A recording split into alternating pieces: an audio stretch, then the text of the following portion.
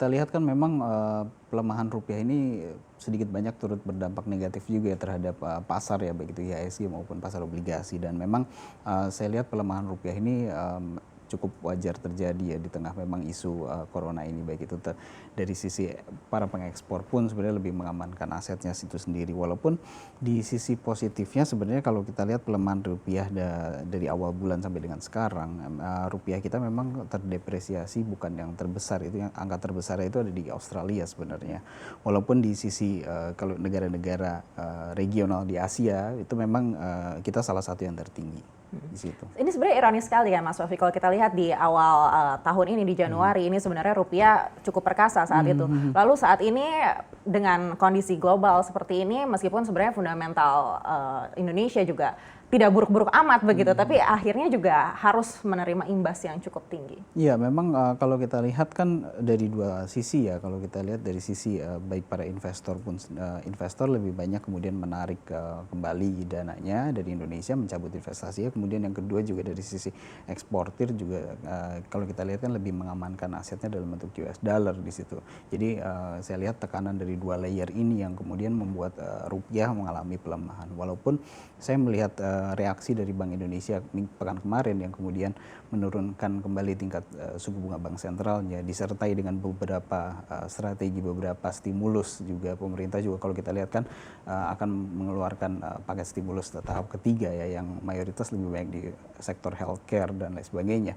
Saya rasa itu sebenarnya sudah cukup langkah yang cukup tepat ya untuk menghalau bagaimana pemerintah itu bisa menahan rupiah agar tidak melemah lebih lanjut lagi.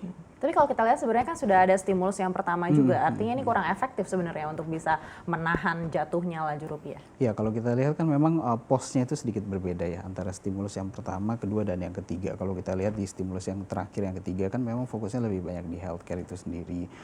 Sementara kalau kita lihat dari sisi Bank Indonesia sendiri kan strategi sebenarnya sudah cukup bagus. Mereka membeli kemudian obligasi yang banyak dijual oleh investor asing, yang saya lihat sebenarnya memang cukup wajar. Investor asing kemudian menjual obligasi-obligasinya untuk mengamankan asetnya untuk kembali lagi ke mata uang negaranya, negara asalnya itu sendiri. Artinya ini penurunannya masih akan terus berlanjut begitu? Saya lihat tekanan rupiah memang masih dapat berlanjut ya di tengah isu negatif ini. Walaupun memang dari sisi pelemahan rupiah itu sendiri, saya rasa pelemahannya sudah tidak akan semasif yang terjadi 2 pekan terakhir ya. Artinya 16.460 ini mungkin adalah angka yang terendah begitu? Masih bisa mengalami pelemahan, walaupun saya melihat bahwa pelemahannya memang cukup terbatas sampai dengan menguji level 17.000 mungkin, tapi kemudian kita lihat lagi bagaimana tadi ya reaksi. Mudah-mudahan sih pemerintah bisa lebih cepat lagi ya dalam meningkatkan keyakinan investor itu sendiri, dan nanti dengan sendirinya saya rasa rupiah juga akan kembali lagi menguat.